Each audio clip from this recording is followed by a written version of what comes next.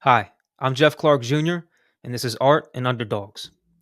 Today I'm joined by Eddie Wiseman, an award winning motion graphics artist who's worked with some of the most recognizable companies in the world, such as Netflix, NBC, Disney, AMC, ESPN, History Channel, and MLB, just to name a few.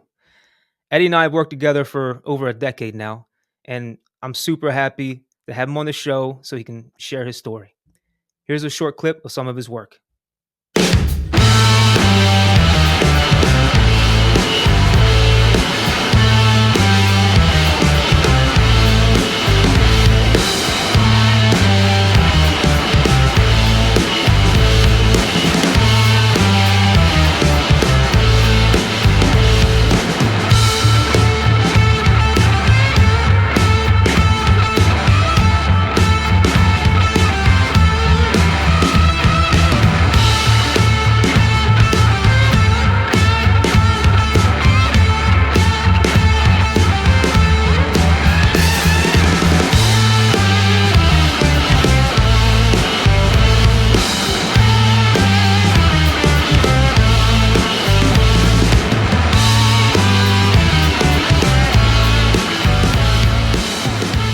Eddie Wiseman, welcome to the show, man. It's great to have you. Hey, Jeff. Appreciate you having me on. Definitely. How you feeling today? Ready for Thanksgiving. Oh yeah, Yeah. No, feeling good. Feeling good. awesome. This will probably Yeah. drop later in Thanksgiving, but yeah, I'm ready too.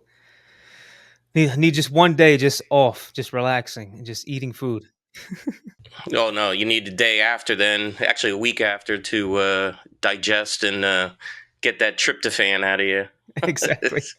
That's when all the decorating for the holidays start, right? Right, the day Yeah. after. Yeah, Yeah. Usually we right. have them up right around this time, but, busy year, so not Yeah, yet. Next week we'll be digging in. yeah. We usually So, decorate Black Friday or like the weekend after Thanksgiving. mhm. We drag out all the stuff and throw it up. Yeah, and remember all the things that you're like, oh yeah, I forgot about that. Yeah, like all the ornaments and everything. Exactly. Yeah. So you and I, we've known each other for a while now, right? Oh yeah. Um, and it's mostly been a professional relationship, but I feel like every time we hop on the phone to discuss a project, we end up talking about everything but the project. Yeah. You know what I mean?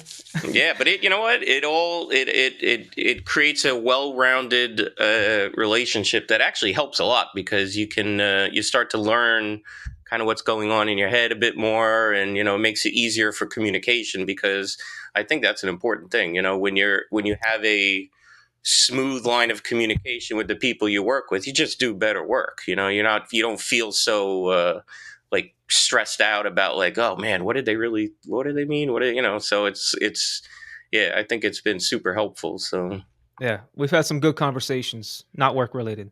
So yeah. it just made sense to have you on and share your story. And you're such a talented artist, and I just feel like you have so much to offer. So this is great. Thanks for doing this.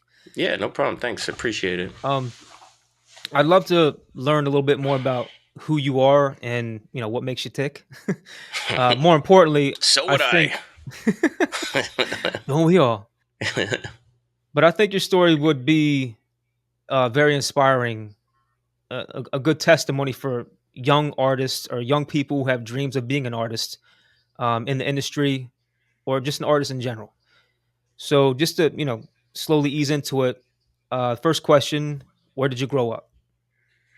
I grew up in Miramar, Florida, which, if people don't know where that is, that would be kind of near like the Hollywood, Fort Lauderdale kind of area. That was kind of my stomping grounds at the time, and lived there for I'd say about 21 years, and then moved to Philadelphia for a few years, and then to New York. Was there for about 20 years, and then now I'm back in Florida, except this time in Orlando. Been here since 2017. Cool. What was your neighborhood like growing up in Miramar? Probably a lot similar to everyone around our age. It's just neighborhood kids out running around, up until it got dark and your parents were yelling at you to get home for dinner, and, just playing with friends outside and riding bikes and, getting into trouble. Uh, Oh yeah. nothing crazy, but yeah, no, we had a great time, and it was around the Atari days, so we'd hop in, play some Atari for a little while, and then jump back outside and just run around the neighborhood. It was great. It's so different nowadays. I know it really is. Yeah, just raising my daughter is so different.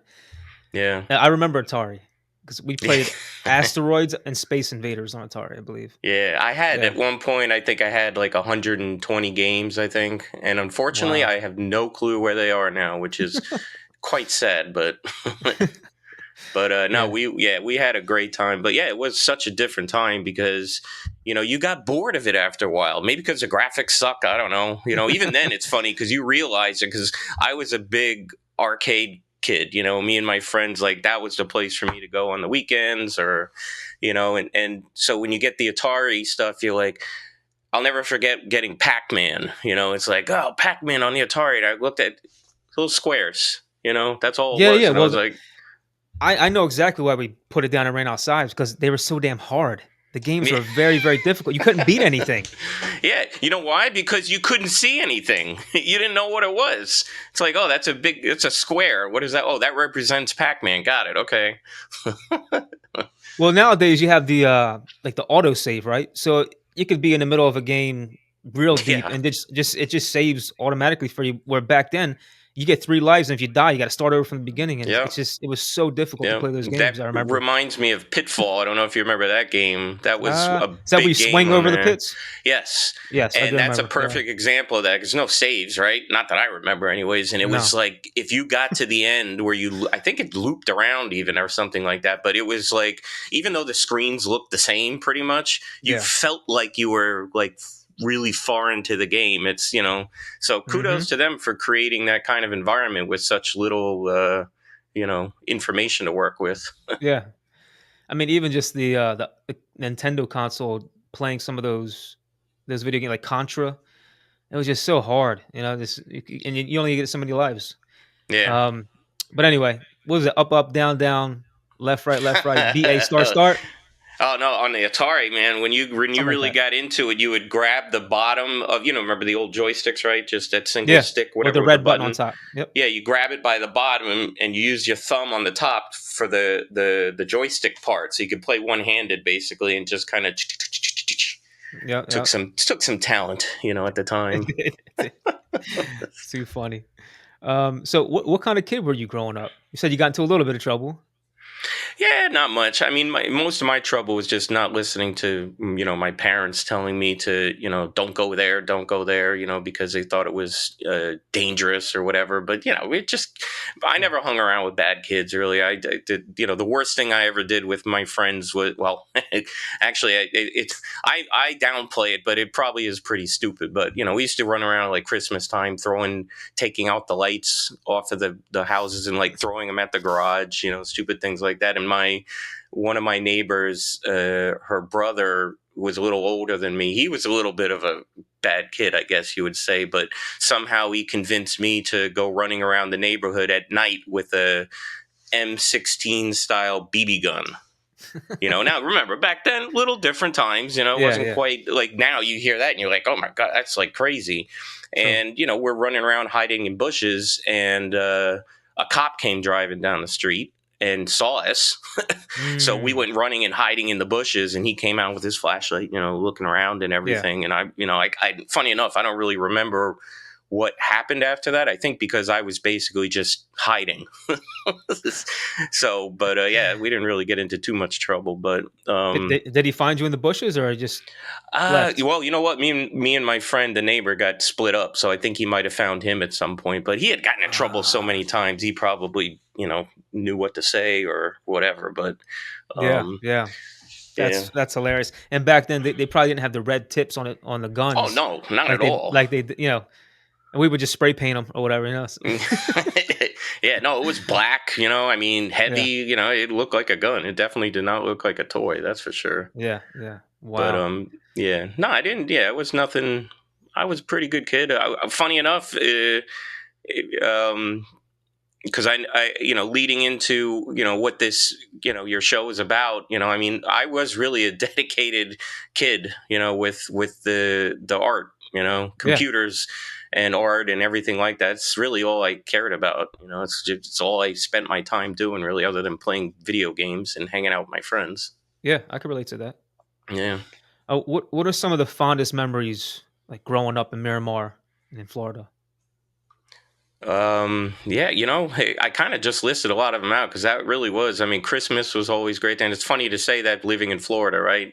But it is funny because whenever I went down when I was living in New York to visit my parents down south, for Christmas, it's warm. There's definitely no snow or anything like that, and if it got below 50 degrees in New York, right, you would go like it gets 40 degrees, 30 degrees. Everybody goes inside, stays inside. Nobody wants to be outside. In Florida, when the temperature drops like that, people actually go outside. They put their gigantic parkas on. It's 55 degrees outside. They got the hoodies on, and people are just walking around the streets looking at the Christmas lights because it feels like Christmas, And yeah, and I remember, I did that a lot. I would ride my bike at that time, going around looking at all the Christmas stuff or whatever. So that was good. And, just my friends. I had some really good friends and, living in the neighborhood. And yeah, we'd be out riding our bikes. One of my friends had one of those old ATCs, the three-wheeler ones, Okay. Big Red, I think it was called, one of those Hondas. Almost tore my foot off at one point. I got a Oh my god. gigantic scar in my foot right now from it. 107 stitches from that Oh my episode. goodness. What happened with that? Uh, well, I went with him to like an Easter or something at his grandparents' house, and he had that, and they had big, giant property, and out in woodsy areas and stuff Mm. like that. And there was like construction, not construction, but like where they make concrete or whatever, and they have those big mounds of Yeah. gravel and sand or whatever they use. So, of course, we thought it would be fun to go riding up there, and those were the three wheelers, so they're super dangerous, and uh, he wanted to go back for whatever reason. I said, "Oh, do you mind if I take it out and just ride it by myself for a little bit?" Mind you, how many times do I ride one of those things? I don't know what the hell I'm doing, but so I took off with it, and maybe 10 minutes later or whatever, I was trying to turn around, I think, and it kind of went down one of these gravelly kind of things, really steep, like maybe 50 feet or something like that, at like I'd say about like 45-degree angle or something like that. Ooh. And I started going, and I'm like, oh, what do I do? So I slam on the brakes, and you're bouncing all over the place, and my foot slipped off of the foot thing, and went back and got under the back wheel Mm. as I'm jamming on the brake. So it just dragged me all the way down with my foot, all the way down to the bottom. Oh man. Yeah. And I got up, and I'm like, it hurts. Of course, stung. And then I look Yeah. at it, and the skin's like all peeled back and flipped Oh my over, god. blood everywhere. And the first Jeez. thing I thought is like, and I couldn't get the thing out because it was kind of at a weird angle, jammed at the bottom in some bushes or whatever. So I had to go back and tell my friend, and I'm like, man, he's gonna kill me. So, and the I thought I could just put my socks and shoes on and go back to the house and like rinse it out or something. And as I Rub started some dirt on walking, it. yeah, well, it had enough dirt in there. I started walking back, and I was walking fine, but then as I got Okay. closer, I saw him way off in the distance. He saw me, and he goes, like, where's my bike? So at that point, I'm like, oh man, how am I going to explain it? So then I started limping, like, like acting like I was more hurt than I was, which, funny enough, I really was quite Yeah. injured. And then he came over, and everybody started running over to me or whatever. They threw me in the car and drove me to the hospital. But yeah, he went Wow. off running to find his ATC. So yeah, that was a never Man. forget that one.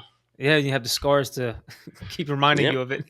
That's when I found out I have keloid. I think they call it keloid scarring. Like I scar very, very, very easily. Oh So wow. yeah, I got like I don't know if you can see it on there, but there on my hand. Mm-hmm. See that line there? Mm-hmm. That was actually from simple, just a dog coming to say hello. Jumped up, and he had sharp claws, and just went. Ooh. And I looked at it, nothing there. And then, like 30 seconds later, you see those little beads, in the little crack where it got cut through, and it started coming through. I'm like, okay, that's gonna scar, Yeah. and it did. Oh wow. What is it called again? What's Keloid. That's a crazy story. Where did you go to high school? Was it Miramar, Hollywood, because Hollywood? those those cities there are so close together. Some people don't realize, like, you could go city hopping, Hollywood, Fort Lauderdale, Miami, like, and no problem at all. They're really close to each other. Yeah, that's true. But yeah, I went to a, private school. Actually, it was called Hollywood Christian School in Okay. Hollywood, Florida. Very small, very very small. My graduating class was, I think we were like 40. Oh my goodness! Wow, Yeah, yeah. that is small. Yeah, and they had, from, I think it was sixth grade through 12th grade, but it didn't feel small. That's the funny thing. I mean, we had sports teams, playing around the state and stuff like that. Yeah. Football, basketball, baseball, the whole thing. Um, so it didn't feel small. We had a stadium, not a stadium. We had a field. It's got like a football field kind Yeah. of thing. Um, So but it was so your parents were Christian, I'm assuming, and Lutheran originally, yeah, because in my Lutheran. yeah, in my Me too. Wow. this was a Baptist school, though. Funny enough, that I went to in Hollywood. Okay. Okay. But very similar, at least in my experience. Because I did go to a Lutheran school in my elementary days, and then I went there for sixth grade onward, and that I went from Lutheran to Baptist, but it's Yeah. very very similar. That's so crazy. I actually grew up in a Lutheran church. Mm-hmm. Going to Lutheran church, like Sunday school and everything else. Yep. And then when I got into my teenage years, one of my buddies was went to a Baptist church, and I started going to like youth group with him to the Baptist church and everything. So that's too funny. Yeah, and I think there's Similarities. different flavors of Baptist for sure, because Yeah. this Yeah. wasn't the like singing and dancing around or Yeah. whatever. In fact, Yeah. they didn't. There was no dancing allowed at the school, which was Mm, kind of crazy, but that's just the way okay. it was. Whenever we had like the proms and that kind of stuff, they had music and everything, but there was no dance or anything like that. It was just sit and eat and talk and hang out. So Man, yeah, kind of strange for that's sure. no a little strict. Some Yeah. yeah. Some places Like, you are couldn't have strict. your hair long, the guys, Yeah. and I had long hair. So here, that's a funny story too. Is, I mean, my hair was really long, past my shoulders, Okay. and I really didn't want to get rid of it. So what I would do, and I had really thick hair, I pulled it back like in a ponytail after it was wet, and then tied it up or whatever, and then shoved it up the back underneath the big giant mane of hair I had, and Yeah. put a whole bunch of pins in it, and then put like half a can of hairspray on it to keep it stable. And that's how I went to school every day. Get out the Aquanet, right? Oh yeah, cement, liquid cement. Yeah, some places are more strict than others as far as like the Christian denominations and stuff. But Yeah. as you know, the Lutherans are like one under as the Catholics as far as their traditions and their practices. Mm-hmm. Other than not praying to Mary and not going to confession. A lot of those things are very similar, and they can be strict too, Lutherans. Which I kind of like that though. Yeah, I mean, I loved it, honestly. I really did. Trust me, the school, it's a Christian school, whatever. But we had plenty of drama there. I mean, people got arrested and Oh my god. kicked out of school, and there was a lot of bad Yeah. seeds there. Sure, it wasn't probably as bad as a typical public school, but Yeah. um, you weren't immune from issues. So, Yeah. but I enjoyed it. I really have nothing bad to say about it. So you graduated from that Baptist high school? Hmm. Did you play any sports, or you already knew at that point that you scarred easily, you didn't wanna how'd that No, work? again, I was so into technology and creative things. I mean, I loved playing sports. Like, I did okay, like in our PE classes and stuff like that. Softball and dodgeball. That was my favorite. Yeah. Basketball, actually, I got okay at it. For somebody who doesn't play, I would play with people that actually did play and could hold my own for a while. Mhm, mhm. Racquetball I was into. I mean, I was, very active as far as that goes. I was in martial arts for many years. Okay. So I Gotcha. had my exercise, and, Yeah, so you stayed athletic, and you stayed, you know, you stayed with some kind of sports kept throughout high moving. school, yeah. Yeah. Kept Yeah. moving, yeah. Stayed in shape and Yep. stuff. So back to the technology and the art. So, did you always know that you wanted to be an artist, or did that kind of come later on? No, I knew like from as long as I could remember, you know. In fact, when I was in elementary school, I was, you know, every time, you know, art was my favorite kind of class or whatever. And I would start drawing things, and some of the kids in class would come over and be like, oh, that's cool. Could you make this for me or whatever? So I would draw them something and, you know, like charge them 5 cents or something like that. So I was like being an Hustle. entrepreneur at the time. Yeah. And funny enough, when I was like, I think I was like 10 or 11 years old, Hmm. I was starting to like draw logos and stuff like that just for fun, you know. Yeah. And I was like, oh, I'm gonna make a company logo for myself, you know. And I don't know where I got the name from, but I just called it Decade Animation Studios, even. And this is when I'm like 10 or How 11 years funny. old. And even crazier than that is literally 10 years later, a decade later, I was about, you know, 22 years old. That's when I started my original company, the cathode ray. Okay. That's when that started. So, when you were in high school, did you have any jobs, or did you have any kind of like odd jobs? Yeah, that's it's a kind of a crazy time because as soon as I could start working, I was 15, I think, and I started at Publix, which is the Oh supermarket yeah, extraordinaire down here in Florida. You know, yeah. My wife is from um, Miami. That's all they go oh to down yeah, there is Publix. Yeah, Publix is the only place to go.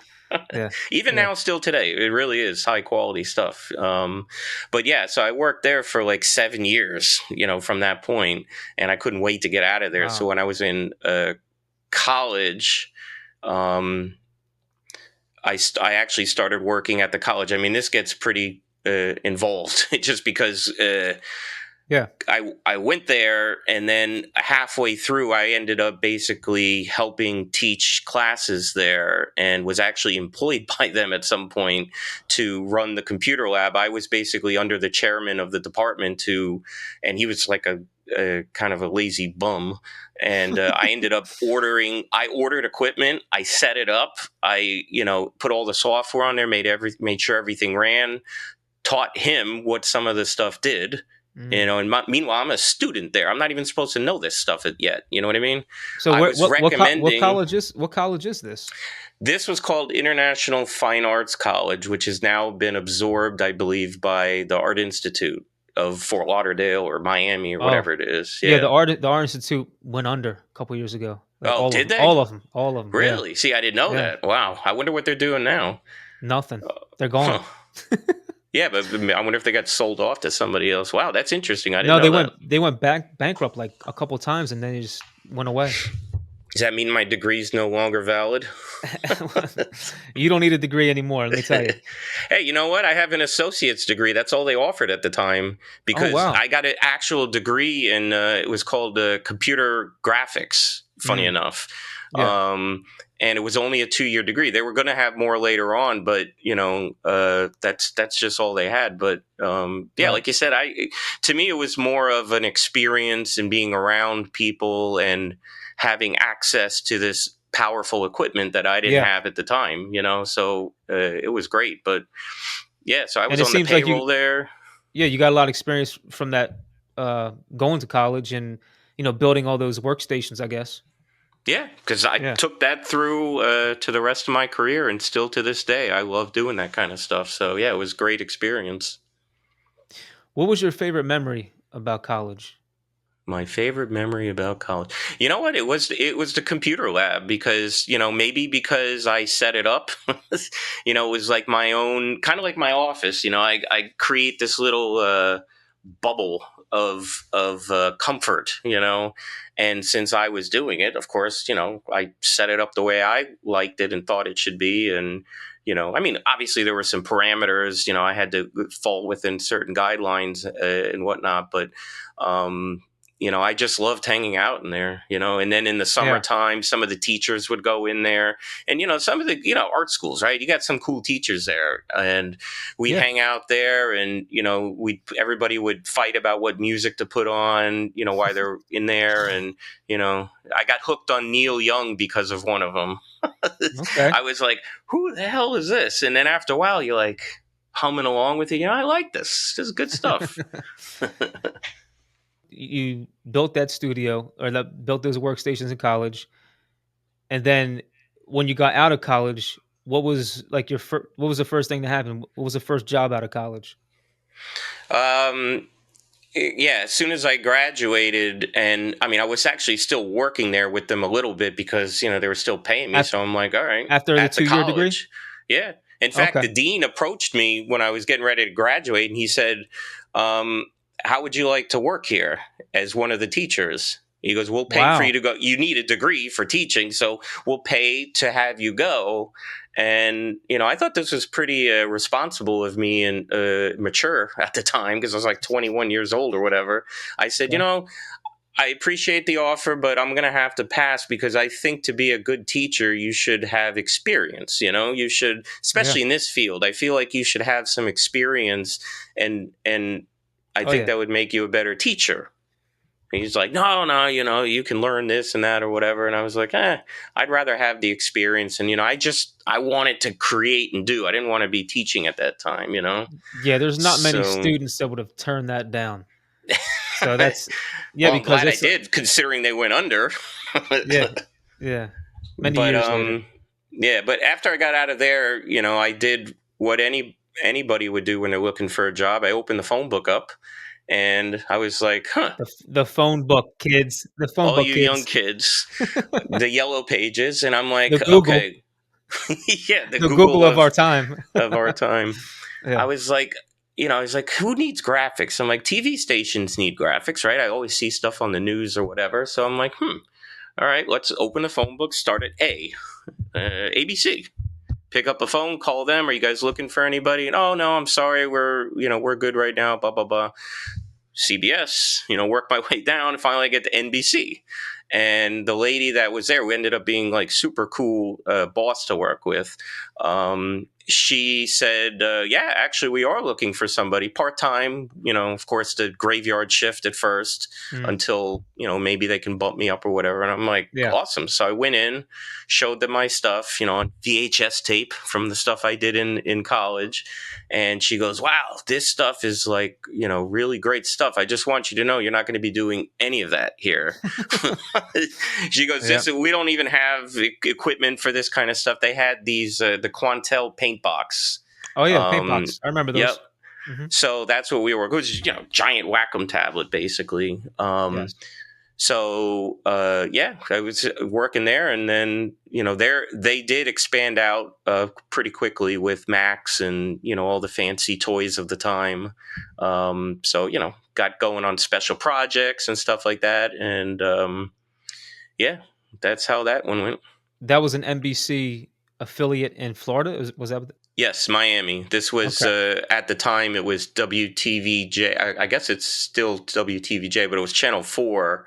And actually, it was pretty cool because when I was there, they were just changing to Channel 6. I don't remember the reason for the number switch or whatever, but so you can imagine the amount of work that has to go into completely rebranding the entire TV station, True. True. with new logos, new promotional materials and all that kind of stuff. So that was really cool to be part of that.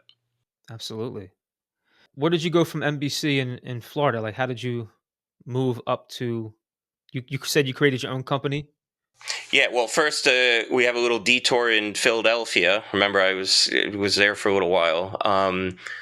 I got a job offer for Philadelphia NBC station, which was WCAU Channel 10. How'd you get that offer?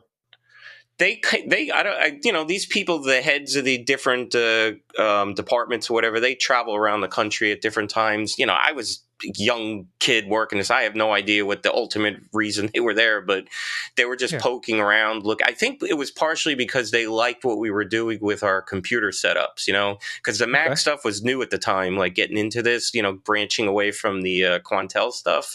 Hmm. And they were pretty excited about it. And one of the people that was there said, hey, actually, one of them was joking and said, oh, if you ever want a job in New York, just let me know. And I was, of course, at the time, I'm like, New York? Oh, yeah, of course. But whatever, it evolved over a little bit of time, and finally they said, yeah, if you want to come up here, we'll hire you.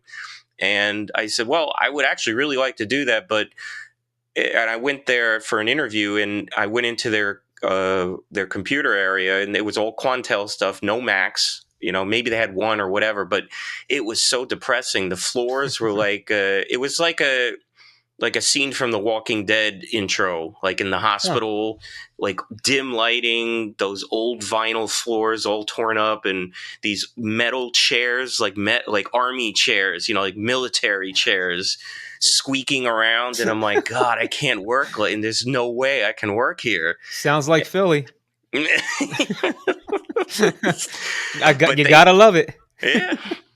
Say, look, it won me over. I ended up over there, but they There you did go. promise me. They said, "Oh, if you come here, we're going to put you in front of the general manager, and it's up to you to sell it, but Oh wow. they're interested in hearing what you got to say about how we can improve the graphics department." So Oh, here you once go again, again. Once here we again. go Yep. again. Yep. I built the whole department out, and that was a crazy one because I Wow. literally drew up blueprints for the furniture and where it would go, what equipment would be on there, where the wires would get routed, you know, all that kind of stuff. And Man, you were IT and engineering too. but honestly, I did it because it was fun, you know, and it just, I love that stuff. That's what I was saying, like ever since I was a kid, you know, and it was so precise, at least for me, that they gave this stuff to the building, whatever, the building people that do the Yeah. construction and stuff. And one day I come in and all this furniture is starting to come in, and I'm like, wow, you guys actually did this? And they're like, yeah, they told us to make it. And I'm like, well, how did you know how the measurements are and everything? They said, oh, we used your paper. And I kind of, in the back of my mind, I was like, oh my God, this is going to be a disaster because, you know, I'm just, you know, I was as precise as I could be, but they didn't even drill holes like where you would put cables through. Everything was like a box because I didn't put like where holes go to put things like wires Mm, and stuff. yeah. So they had to drill those out after the fact. But no, it was a huge success. But yeah, I That's had a great awesome. time there. I really did like that was, you know, one of my, and Philly too was, you know, amazing place. My favorite city. Mm, It's a great city. yeah, I lived slightly outside from there. I think I've told you before, but it was North Wales, which is kind of by Lansdale. Yeah. You know, Montgomery County. It's like a half an hour out of the city, but man, it was so beautiful out there. How did you get from Philly to New York? Well, at NBC, this is when I met my future business partner. He had been hired as a consultant to help with one of the redesigns for the network, and he was in New York. So he came down and helped us out, and then we ended up working on a bunch of I don't know if they still call them this, but it was like the sweep stuff, you know, like which Right. is basically like when certain times of the year that they really push different programming and stuff. So they put out like special reports, and Yeah. so they always want those packages to look more elevated. So Lots of umbrella spots and yes, yeah, yeah. yeah, yeah. So we worked really tightly on those for months. I mean, really tight, like all day, every day. And you know, eventually, is like, you know, we can do this, just me and you. You know, we can, you just come to New York. You know, and he goes, just I'll put you in New York, and it'll work. I promise. And I was like, okay. So yeah, you know, got up and headed over there, and yeah, that's when we, you know, moved on to the next chapter. And I'm assuming you work for a lot of different TV networks doing that. Oh What? yeah, we our biggest client at that time, because we had that company going for over 12 years, I think. We worked on our big client was History Channel, and we, which I feel very grateful for, we redesigned the network twice. Not just, you know, Wow. usually I feel like you're lucky if you get to do one time, you know, just Yeah. for no other reason than, yeah, I want to try something new, right? So best way to do that, go somewhere else. So, but not only that, we were doing everything in between, you know, all the show promotions and tons of show packaging for different shows at the time. I still see stuff on there whenever I'm flipping through, like especially this Modern Marvels show. Okay. Every now they still air some of the old ones, and it has our whole opening animation on there. Oh You know, wow. yeah, it's aged a bit, but it's still pretty, you know, pretty fun to look at. Your company was Cathode, right? Yeah, it was technically the Cathode Ray Club. That's the name my partner called it, but everybody used to just call us Cathode Ray just because Cathode it's Ray. easier. Yeah, which, How did you guys for get any, that name? well, for the young folks who might be watching, cathode ray is that glass tube on an old TV set, right? It was called a cathode ray tube, a big hunk of glass, and we did TV work, so that's kind of where he got the name from. And the club aspect of it was because he was always surrounding himself with friends and just good people to work with. So as opposed to like creating a big company with a whole bunch of people, it was more of like associations with, which is great because, allowed us to be nimble and, kind of contract and expand as needed. Yeah, So, yeah, absolutely. worked out great. We had a great spot in 57th Street between, oh Midtown. God, it's been a while. Yeah. Right down from Carnegie Hall. So it's like Oh between wow. 6th and Yeah, 7th or something like that. Yeah. it's a nice little area. Yeah. Yeah, it was great. Loved it. And of course, we had the studio, so you know what I had to do. Set it up. Yep. So, in fact, here, this will be one of my. I told you I had a couple of surprises for you. I got to show you just this one thing to show you how mad I was, crazy doing this. This was my little booklet that I created. Oh Okay. wow, look at that. Yeah. And then inside, Oh wow, it's got the whole like blueprint layout. I told you. And all that equipment and furniture in there is all precise to the scale. It's all to scale, correct. It's not just like pictures that are sitting in there. But yeah, I Yeah, went even paint colors on the wall and the furniture, what we're going to get. that is crazy. It's so Yeah, organized, man. And you still have yeah, that pamphlet, that booklet. yeah. Because to me, Wow. this is, like it's like a Piece. memory, Yeah, it's like a piece of history. It's like your journal. Yeah. And I Yeah. like looking at this stuff every now and then because it reminds you, where you came from, and Oh yeah. sometimes that you're not crazy. Just a little bit, right? A little bit, a Well, little I mean, crazy. well, I am crazy, but I've always been. That's the We're, key to remember. So, Eddie, we're all crazy. Let me tell you, we're all broken, crazy humans. hmm So it's all good. But no, that's actually very impressive. It's very organized, which I am not surprised to be honest with you. That's why I'm not. That's why I'm not like, oh my god, I would, because I've known you for so long. You're very very detail oriented, very organized. But I mean, that's that just proves it, right? That's like proof right there yeah. of your personality. Yeah, well, the dark side of that though is that that because on a personal side, I have pretty high anxiety. In me, that's just who I am. I've always Yeah, had that, and I get panic attacks and stuff like that. Luckily, that's not so bad anymore. But that duality is like what creates who I am. So you're always fighting with you. And it's like, man, I hate yeah, being like that. I hate feeling that. But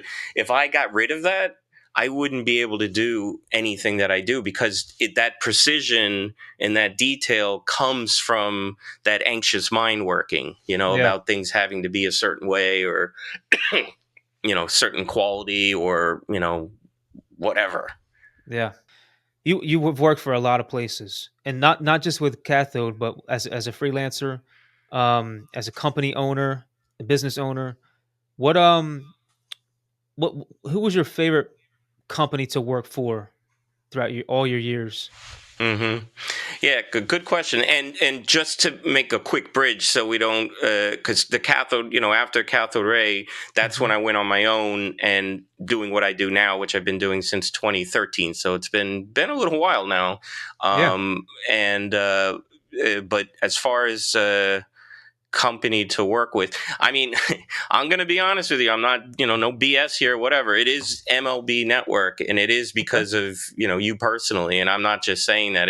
We've had this I'll take conversation it. plenty of times. No, but we've I'll talked take about it. this before. I've talked to you many times about this, about the organization and the how you allow me and the other artists that you work with to kind of think on their own and to have some freedom and not be so locked down with the do this, do that, or Yeah, whatever. And it's you just don't get that. You really don't, so it's like, as far as a company to work with, that is definitely at the top of the list.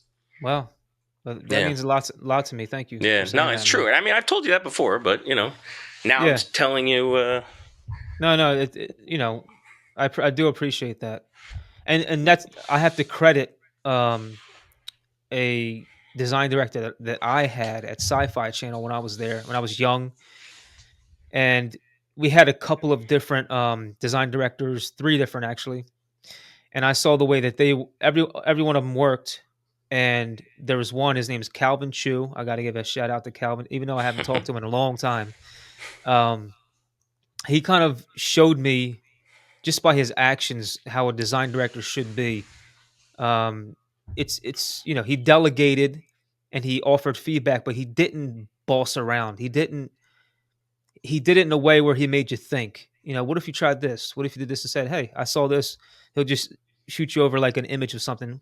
Have you seen this yet? This is pretty cool. What if you integrated some of these pieces into your work? But Hmm. he never like said, "I want this. I want you to do that." It was never that type of art direction. And I promised myself, I was like, if I'm ever in the position to be an art director or design director, that's how I'm going to manage. Because I was an artist and I know how it feels to be treated like crap as an artist. You kind of sometimes you feel just like a tool. It's just like, it's just Yeah, like, just do this for me. And like a producer was like, hey, I got a script. Just we want it to look like this.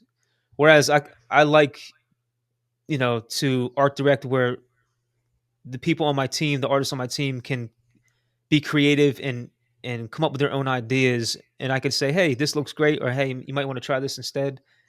I think that's like the best way to work with an artist.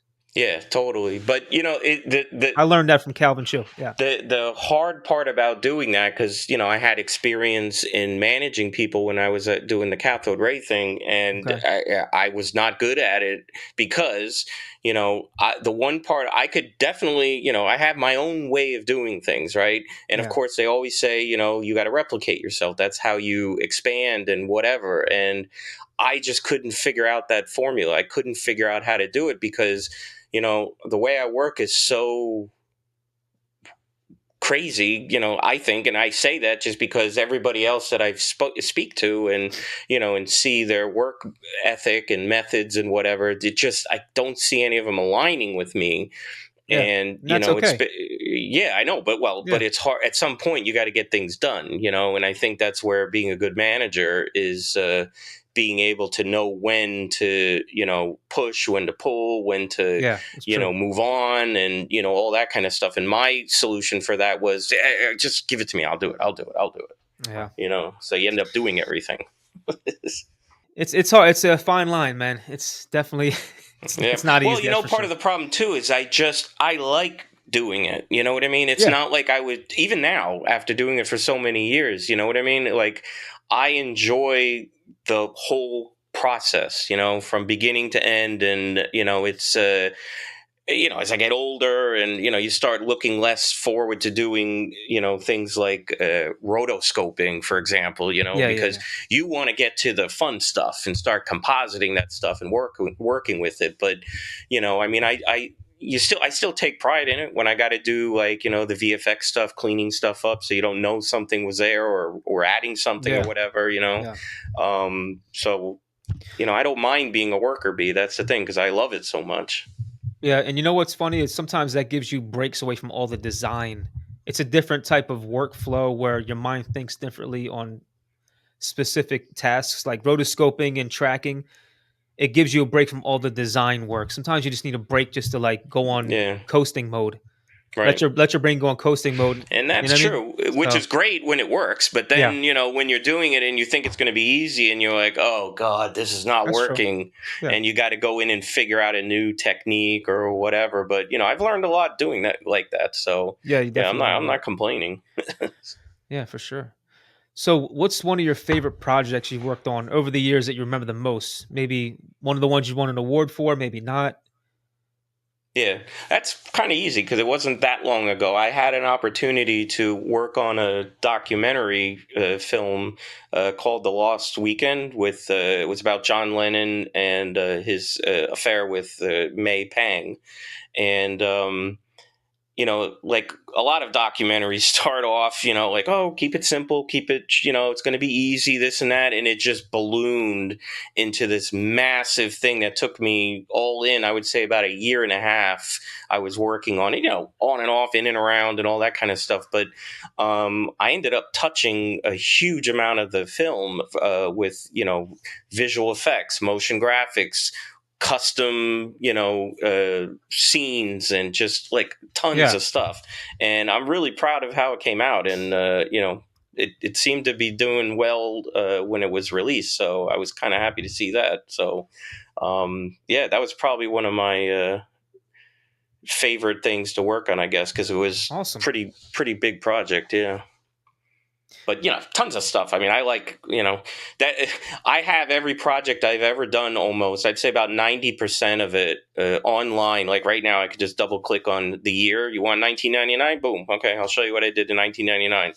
Everything is all there, and I love, again, like that nostalgia. To me, Yeah, looking back at those things is almost like looking at a photo album. I can remember that's true. what I was doing at that time, where I lived, and sort of what was going on in my life at that time on most of those projects. It's almost like a soundtrack to your artistic life. Mm-hmm. Like when you hear a song, and sometimes it gives you flashbacks of where you were when you first heard that song, Mm-hmm. or maybe Absolutely. yeah, it's kind of like that. I agree. And I love that. So every now and then, if I got a break or whatever, yeah, I'd say, like, yeah, what's today? Let's look at what about 2009? I haven't seen that in a while. That's pretty cool, man. Yeah. So you've won some awards, and I want to give you a moment to share that with us because it's very in our field it's very difficult to win awards. It's not easy because the opportunities are few and far between, right? Yeah. So I'm curious to hear about some of the awards you've won over the years. Sure. Well, first off, like, I've never been a huge fan of, not a fan. I'm not going to say, it's not like I hate them or anything like that. Not at all. I love them. I would love to have, shelves and shelves of them or whatever, but I don't need it. You know what I mean? And I never went chasing them, and as soon as I started finding out that, wait, you got to pay for this? I'm like, all right, forget it. And so any awards that I've gotten were all because they were, already entered, like MLB, or actually I got this, actually it's an Emmy in the center there. I got in at NBC in Miami when I was working in Miami. Wait, no, I'm sorry, not Miami, Philadelphia. And that one means the most to me, not because it's anything special other than the fact that the category was, actually, I don't even remember what it was. Basically, best. Oh, outstanding overall. So it was like a all encompassing kind of thing. So like that meant something to me, because it was like, it wasn't just like, oh, this 10-second, 30-second piece or whatever. It was, you send Yeah, them a body of your work and it gets judged, and then, um, I see. you see what I mean? So I was like, Yeah, wow, like this is, a reel of all your work or whatever. yeah. Yeah, Yeah, I mean, they had stipulations. I don't remember what it was, but yeah. They always X have like amount of time or whatever rules it and was. regulations for each category. Yeah. Yeah, but it was basically like a best overall. And I had gotten that award in college too. So like those are my favorite awards. Like Mhm. you know what I mean? Like Yeah, it's that's awesome. it's yeah. But yeah, so I like I said, I don't really enter a lot of award things or whatever. They're usually just ones that were people had entered, and eventually I go looking around for them and like, oh, there it is. I might as well get it. Yeah, and you have a couple of Pro Max BDAs, Hmm. right? Yes, yeah, I At have. least a couple. Yeah, I think, I don't even know. There's a bunch, and then some Emmy nominations and Yeah, that's a big deal though, man. things That's like that. not a lot of people get that. There's a lot of artists in the industry, not a lot of people get it, you Yeah. know? No, I mean, I'm definitely super, Yeah. grateful for all that. I went to one of the Emmy shows, which was cool. We had a something for Dateline, I think was up for a nomination at the time, And so that was super cool, getting the suit on and getting Yeah, all fancy and everything. So I had a good absolutely. time doing that. So the awards don't drive you, the recognition doesn't drive you. So Mm-mm. what inspires you to keep going then?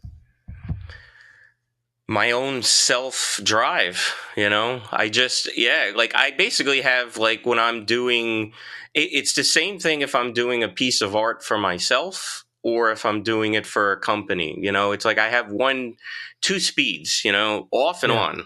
Like that's it. And it can be hard when you're doing things that aren't supposed to be too much time taken on or whatever for budgetary reasons or whatever, whatever the reason is. And it's like you got these ideas and you just got to get them out and you just want to get them out, Yeah.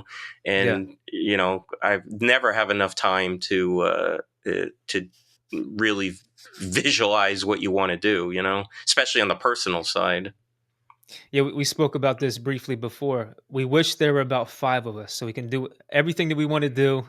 Music, drawing, animation, we just wanna be Hmm. able to multiply ourselves so we can do all the fun stuff we would really love to do. There's not enough time Yeah. in the day to do it all. Oh, but I'm sure we'd beat the Yeah. crap out of each other because I can't imagine having to deal with another one of myself. That's for sure. Yeah, and then there's that movie Multiplicity with Michael Keaton, right? Yeah. And in the end, it's not a good idea to multiply Right. yourself. Yeah. Not good. Not good. I So, got one of me is enough. yeah, I agree. Though I do wish there was more time in the day because I have so many ideas, like you said, you wish you could just do them all, but Yeah. it just doesn't work. Life doesn't work that way. Nope. Do you have any advice, being in the industry this long, being an artist this long, do you have any advice for maybe the next generation coming up of motion designers, potential art directors, and potential artists? Hmm. Yeah, I would say, you know what? The first thing I'll say is what my business partner when I was with the Catholic Club told me, and I love this phrase, and I still use it today. And I kind of remind myself of this when sometimes maybe when you're kind of getting down on yourself, maybe you don't feel like you're reaching the same level or whatever it is. And he said something very simple. He said, "Just do good work. The rest is easy. That's it. That's all you got to do." And that always stuck with me because it's like that's all, just concentrating on doing a good job. Try to get rid of the noise, that's around you, and the pressure and all this stuff. Just you, especially when you have a little bit more experience, inside when something's right or wrong for a client or for yourself or whatever. You can feel it. You just know it's not right, and you got to listen to Right. that voice. And once you know you've done it right and you feel good about it, the rest is easy because then people respond, they're happy, and it just moves on from there. um, the other thing I would say too is, I'll use another line from somebody famous, and that would be Steve Jobs, and that's think different. You know, Yeah. just just really try to imagine a way that works for you on the projects that you're working on. And that's where I really feel that I push that to the max, because I have to work a certain way. I mean, that's really why I work for myself right now, because I need my equipment a certain way. I need my office a certain way. I need my, the mood lighting a certain way to be in that Zen state you know, of producing things. And I used to feel kind of awkward about that. Like I feel like I'm doing something wrong. Like this just seems weird. Like nobody's really doing it this way or that way or whatever. And it wasn't that long ago, when I finally started realizing, like, no, that's good, because that makes you, that Yeah. makes you unique. And instead of being frustrated by it and worried about it, embrace it and just go with it. And it served me well. So you know No, I love it. it, take chances, don't be afraid to fail, make mistakes. And then, I mean, honestly, most of the best stuff I do comes from happy accidents, Happy just accidents. Happy yeah. little So accidents. Put a little happy little bush here and I'll to never quote Bob forget one Ross, time right? I went into a meeting with, I think it was like Showtime or something, and I didn't know what the hell I was doing. I was told to design some frames for some boxing package or whatever, and I made some really slick frames. I was very happy with them. I thought they looked super cool. I still do. In fact, what they went with, I didn't think was as good as this, but I was very proud of those for myself, right? But then, like, we go into this meeting, and I don't like talking to people as far as like presenting things or whatever. It's just, and here's the reason why, is because in a case like that, is like, I made these great frames, and they're like, can you just explain to us, like, how do you see this animating or doing its thing or whatever? And I was like, deer in headlights. I didn't know what to, I'm kind of fumbling over how to explain it or whatever. And Yeah. after that, I learned again what I was just saying about, just embrace who you are. I would say nowadays, if I was in that same situation, I think I would say, I'm going to be completely honest with you. I have no idea at this point. I just know that Yeah. it looks really good, and I know, the basic direction we're going with it. And look at our work. You like it? If you do, then trust me, it's going to look great. I just don't know yet because I haven't gotten to that phase yet. Yeah. And probably not the smartest thing to say, but if I'm being true to myself, that's what I would say. That's how I Yo, work. yeah. Jeff's Yeah. never going to work with me again after this, but That's not true. No, I love it. I love it. I agree with everything you just said. It's just that in those corporate environments, and I had to learn this too because let me tell you something. I'm from the hood, man. Okay, I'm being honest. I'm from the hood.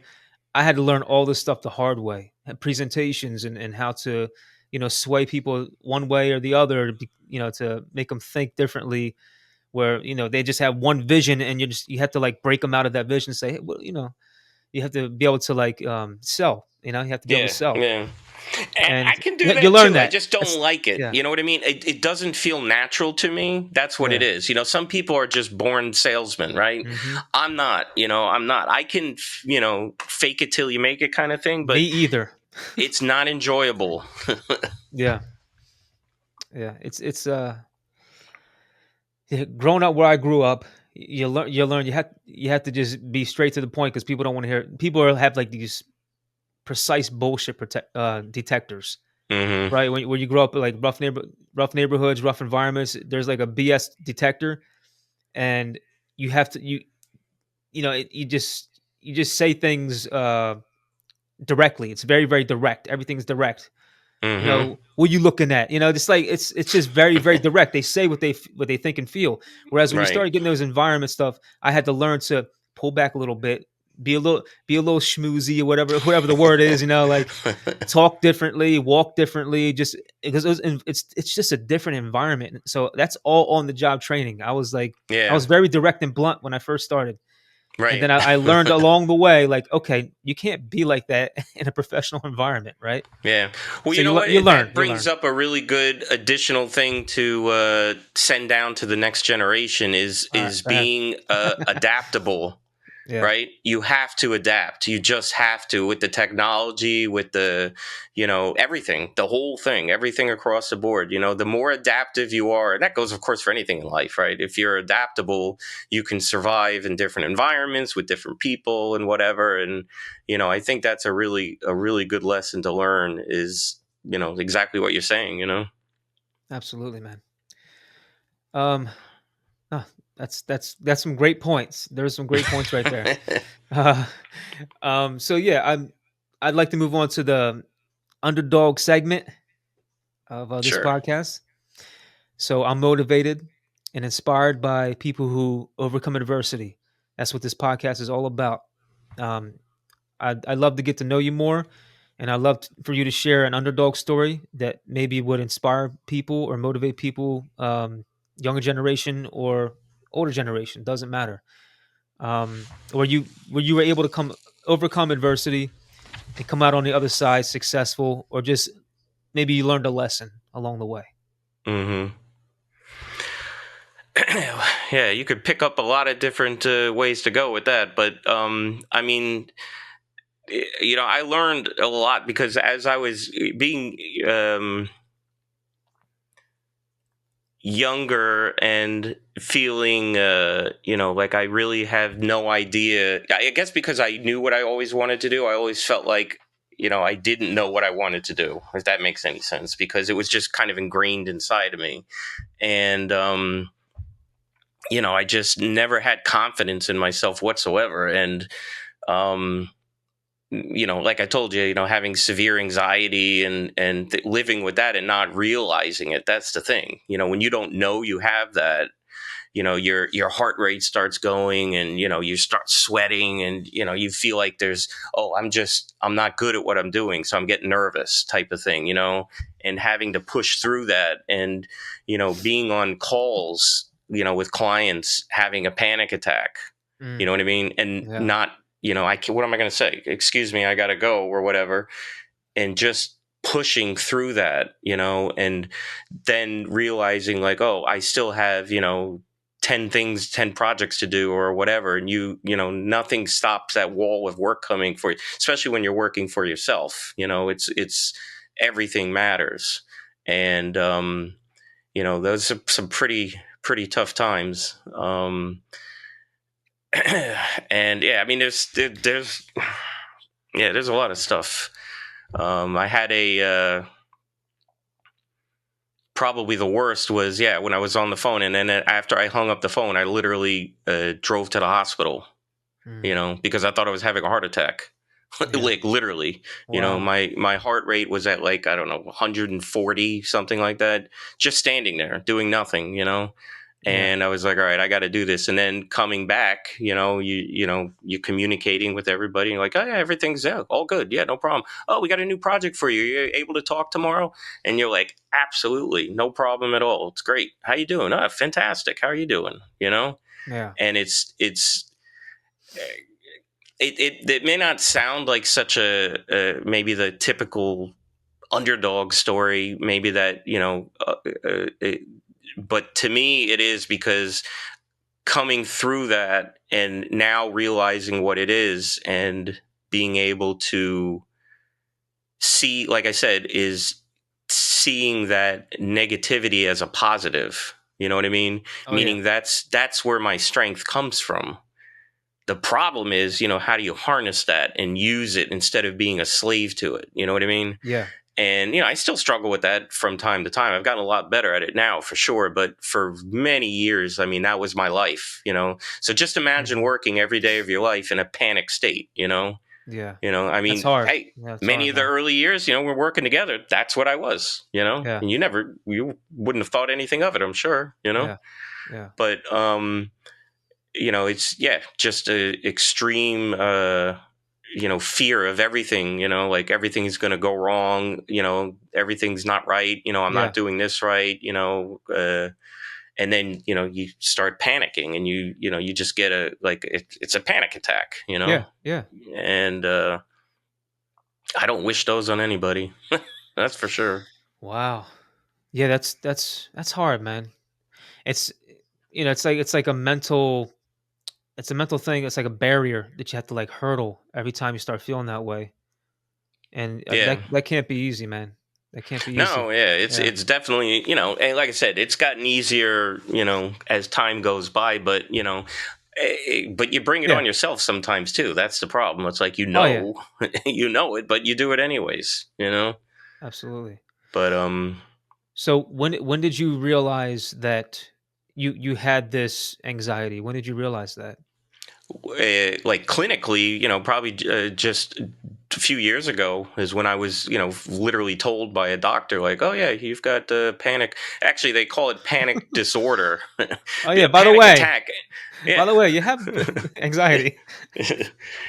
Yeah. Because they call a panic attack is just, anybody could have one, Yeah, yeah. anybody, like, at any time, it happens. But panic disorder is when you get panic attacks because you had one and you think you're going to have one again, which creates one. You know what I mean? It's like a Oh yeah, vicious yeah. cycle, right? Right. Because once you have It's like a one, loop. Yeah. yeah, it's such a horrible feeling that once you feel those symptoms coming again, you get freaked out because you're like, holy crap, I'm gonna die or something, Yeah. But once you learn how to, and you know what, once you figure out how to get over that, like when you do feel it come up, that actually is empowering because you're like, whoa, I it realized it. tells you this really important thing. It's in your head, right? And once you start gaining power over that, man, that unlocks so many other things. And to be honest, it's funny because we're talking about this now because I don't really talk about this. Because I'm realizing this now is that's around the time when I started building more confidence in myself, you know? That's awesome. Yeah, because once you gain control over that, saying like, wait a minute, okay, this really is in your head. This is Yeah. 90% in your head. It is not a physical thing. You're not literally dying. You're not, it's totally harmless. Um, and then when you start to convince yourself of that, you start calming down. You're like, holy crap, I'm calming down. You're Yeah. like, it worked. And then you start using that technique and other things in your life and say, listen, that's going to be fine. It's going to work. Just don't worry about it. You know? Wow, that's crazy. So, do you smoke a lot of cannabis then? No, No? Oh man, we got no, no. all But right. I do have the Eddie, no. But Eddie, Eddie, I got to get you a guy. no. But I do those the gummy stuff. I've tried, and Okay. that actually helps a lot. Oh Yeah, yeah, yeah, yeah. like the Absolutely. CBD and things like that. It's Oh to me, yeah, it's yeah. like a miracle thing that they really should figure out how to, um, Yeah, you know, that's absolutely. I make it definitely less confusing, and you know what I mean. definitely recommend Because that. yeah, better than So alcohol. oh yeah, you don't want to mess with alcohol. Mm-mm. You don't want to mess with alcohol. Cannabis is the way to go. Also, that's I'm so happy that you found a way to overcome that, man. Yeah, I mean, I still struggle just like everyone does with Yeah, anything else, but but now, having control and knowing that you can control it is yeah, such a huge, you know, and I'm happy that calming nature, you know? yeah, and I'm happy that you spoke to someone about it, and now you can just like you said, it empowers you to realize it and just say, "Oh, it's just in my head," you know, Yeah. not the end of the world. No one's dying. We're good to go. We're good. So Yeah. you can kind of work on getting over it. It's funny. When I was at the neighborhood playhouse, which is a acting conservatory, actors, we get stage fright. We get very, very nervous, sweaty palms. We're very like self-conscious. We think we're messing up all the time on camera. We mess up our lines, and then we're like, "Oh my god, they hate me. I'm such a horrible person because I can't freaking remember my line." So we have a lot of anxiety too. And I remember we learned this technique called the Alexander technique at the neighborhood playhouse. Hmm. Didn't really like my teacher, but I actually learned a lot from him. Um, it's like breathing techniques, and I still use it to this day. I went to the neighborhood playhouse in like 2005, I believe, and Mm-hmm. here we are in 2024, and I still use this technique. It's like a breathing technique. If you want to look it up and just try it one day, And that what's it that called? the Alexander technique. Oh, okay. There's a bunch of different techniques that are a part of the Alexander technique, but one is a breathing exercise that I use all the time. And when I feel myself getting nervous or getting like anxiety, like oh shit, like especially on like big sets that I've been on. Yeah. Um, I just start using that, and it's a breathing technique. You don't have to show, no one can see you're doing it. There's ways to Hmm. like kind of conceal it, and you take deep breaths, and you hold and you push out all the air from your lungs, and you kind of like count as high as you can, and then you breathe in again, and it's like a breathing technique. And after a while, you kind of like control your breathing and your adrenaline, and it Hmm. works for me. It's not Yeah. going to work for everyone, but No, I'll have to definitely check that out. I've tried yeah, all these different techniques. They're saying like, "Oh, tap your head," well, like, "Oh, yeah," and say yeah, something in your head, and it's like, "Well, I did," but the problem is, as soon as I start thinking about whatever you're telling me to think about, things yeah. start going off rhythm, You which overthink. Yeah, yeah, yeah, like I yeah, feel like the sides of your brain are starting to get conflicted or whatever, and then you focus on that, and then yeah, there you go, you know. yeah, man. But There's a bunch of different ways to get over those things, and some things work for other people. Some things don't. But Yeah, that's why they I have a lot of techniques. yeah, yeah. I've heard of this other thing too. I don't know who told me this, but if you have like a button, or you have like a clothespin, not a clothespin, what do you use to connect papers that are like loose papers? What are they called? Not a A clothespin. paperclip? Paperclip. Thank you. Oh, okay. So the paperclip, you keep that in your pocket, and you kind of like undo the paperclip as you're like talking. It just gives you something extra to keep your mind off the anxiety. There's like Oh, different yeah, ways to, but wow, yeah, that's I can relate to that, man. Like I yeah, said, as lots of actors have anxiety. yeah. I I, bet when I couldn't do that. Yeah, I still get it sometimes on set, but I've become used to it now, being in Hmm. front of the camera and being in front of a lot of people with plays that I've done and stuff. So I kind of am getting over that little by little as I get older. Just like you. And you know, I'm just happy that you're you're finding ways to combat it, Hmm.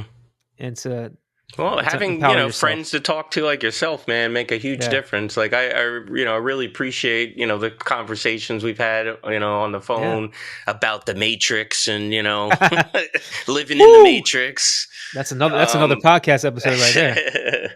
but Yeah, yeah, it's incredible, man. It really is. that's beautiful.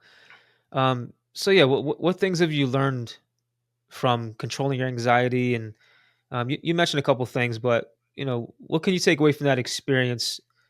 Figuring out, oh, I have anxiety. This is how I can control it. What will you use down the road now that you know you have anxiety and you have to just overcome it? That's all. Yeah.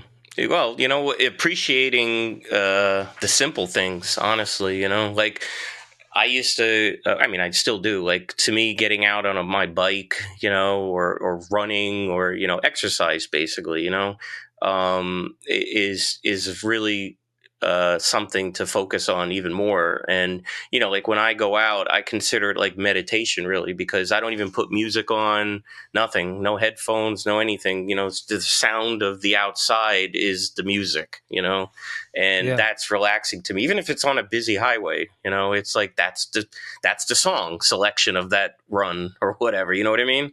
yeah, And like focusing on that kind of stuff, I think is something I should probably refocus on, and kind of get back into doing more of that instead of kind of feeling like I've conquered it, because I haven't. It's just, you kind of feel like you got a little more control, which is dangerous, I think, because then, you think you've got it figured out, and then you're like, oh, nope, no, I don't. And you don't want that to yeah. It's happen. So, no, no. I think that's okay to happen. Why not? yeah, It's okay.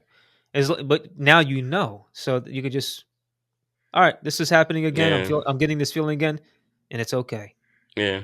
You know. Well, like I So I don't said, think it's I yeah, haven't, it ain't gone yet 100%, yeah, but, yeah, and that's okay. I still struggle with it for sure. It's absolutely not completely gone, but it's Yeah, way, way, way, way more manageable, nowadays, so I am definitely thankful for that. But, what's crazy is, I was like this as a kid too.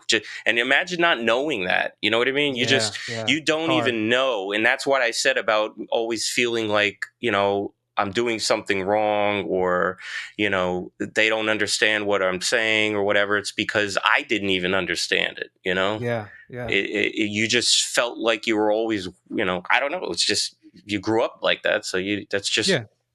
who you are. Absolutely. Uh, It's just part of so you. But yeah. you're learning to live with it, and I'm very happy for you. And you're such a good guy, man.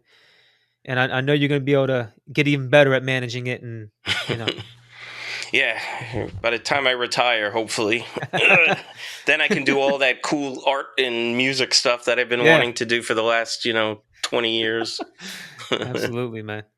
It's hard to talk about it, so I encourage people to definitely talk to whoever, friends, family, whatever. Don't be ashamed of it, because everybody has it. Really, it's just a question of some people have more of it. But in my experience, it is actually a power. You Yeah, just got to learn how to use it. And even Superman had kryptonite, right? There you go. So there's Yeah. always something that can get you. So just learn how to work with it. I appreciate you sharing that, man. Yeah. All right. So let's move to the quick questions game. This is just something to end the podcast with.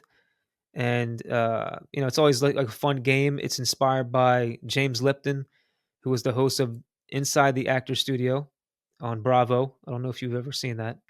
I think so. Was this a guy? Was he kind of boldish or like not a lot Yeah. of hair? Yeah. Wore Does he wear glasses. glasses? Yeah. Interviewed Yeah, all the I know who he is. Yeah, yeah, yeah, performers. totally. Yeah. Yep, So this is inspired by him. And I always think it's a fun way to end, such a, nice. this podcast can get deep. And that's what I love about it.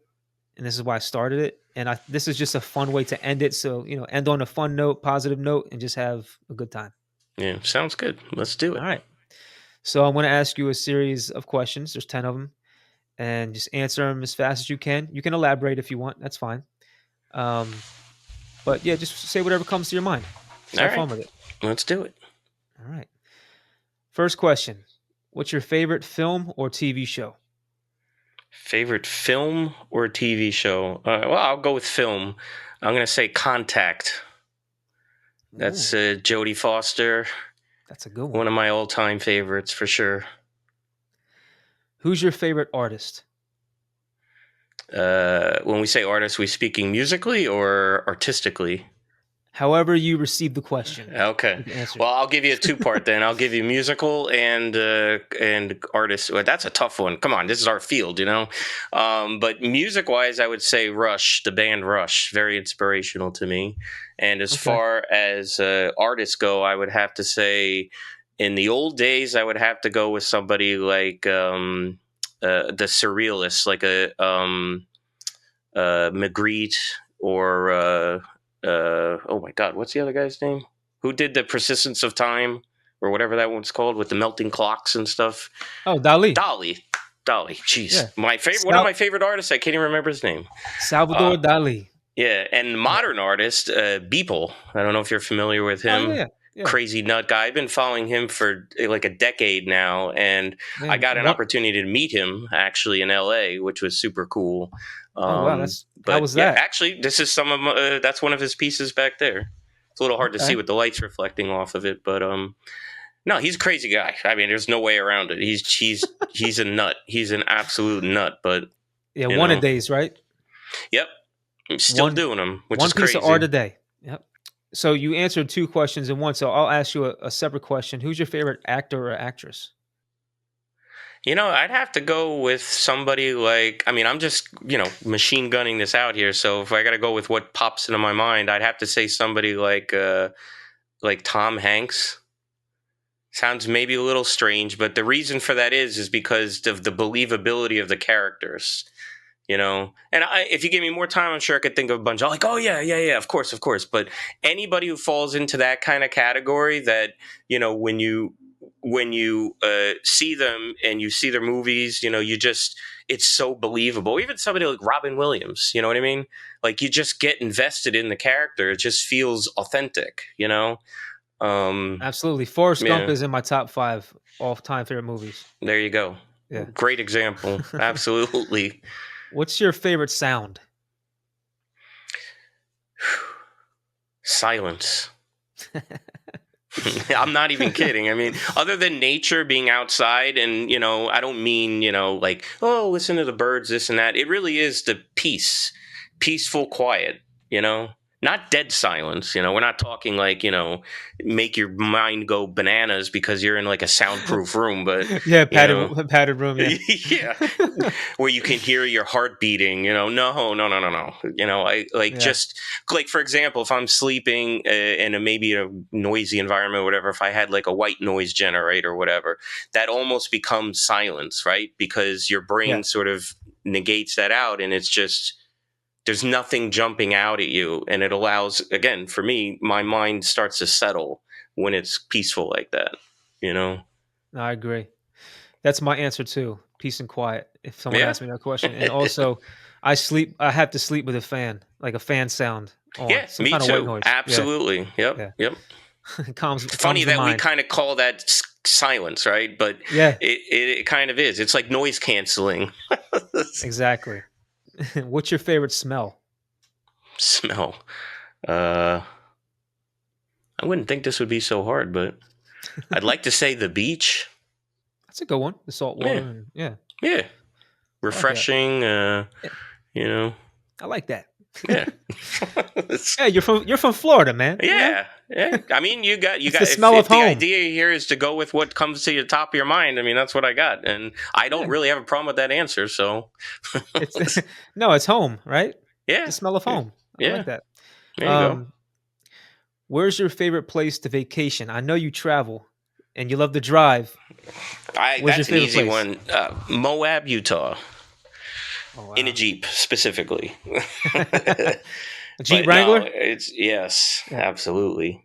Been there at least 3 times already, which is just insane as it is, because I've driven across the country, thousands of miles back and forth everywhere. I've been to every state except for Hawaii and Washington State and Oregon. Flew and you got there, but I'm talking about driving. I've driven through all of these yeah. states.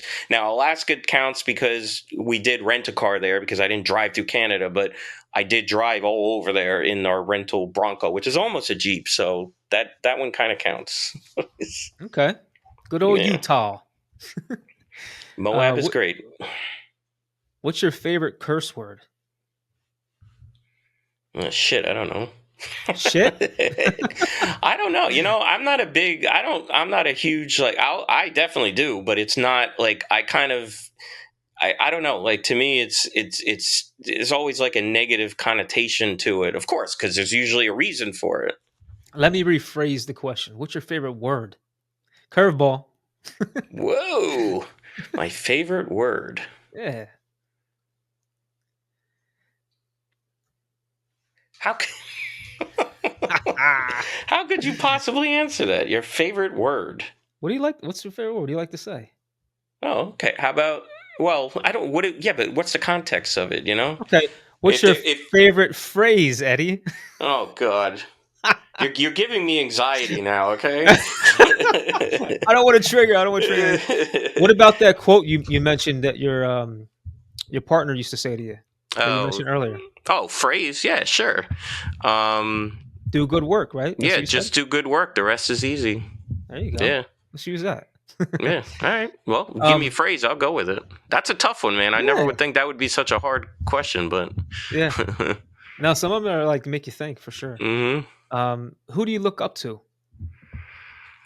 Well, I've already listed them out. It's like Steve Jobs was very inspirational for me. I've read tons about him. Read the book that Walter Isaacson did. I hope his name was Walter Isaacson. I think it was. But yeah, I read that book. Seen all the films. It just he's a crazy guy. He had his faults just like all of us, but I respect what he did for us as a humanity. You know what I mean? Yeah. And that same would go for somebody like Elon Musk. I'm sure there's plenty of people that don't like him, and I'm not talking about him as like Father of the Year or anything like that. I'm just saying what has he done for humanity, right? In That the needs to be on a end.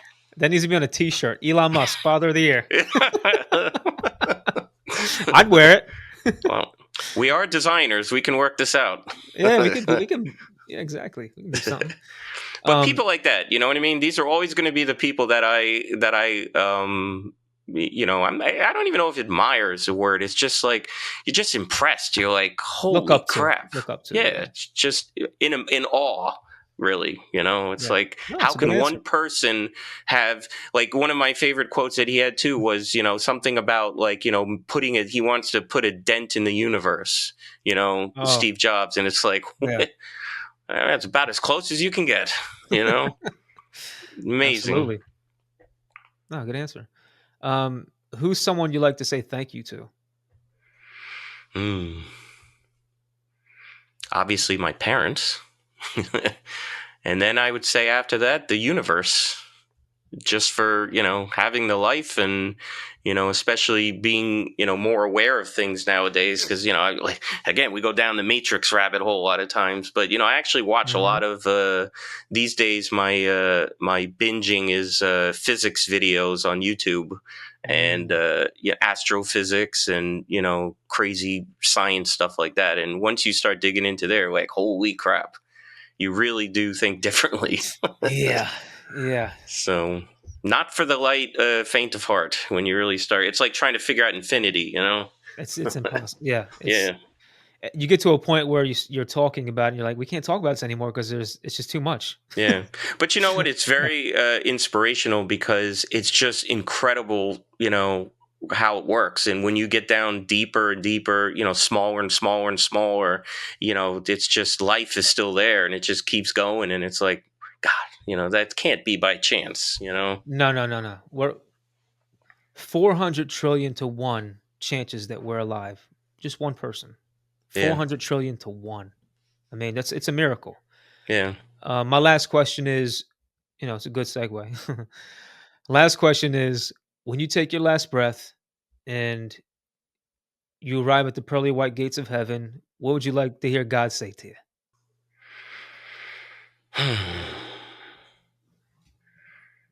Thank you for trying.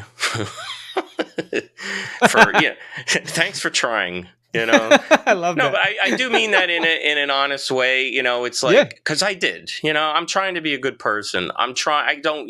We all screw things up or whatever. I try to be good to people. I try to be honest with people. absolutely. I thanks for trying. Dude, I love that's probably like my favorite answer so far out of all these episodes. Thanks for trying, kid. Thanks for And I was like, trying. yeah, I love that because look, we're all sinners, man. We all Yeah, messed up.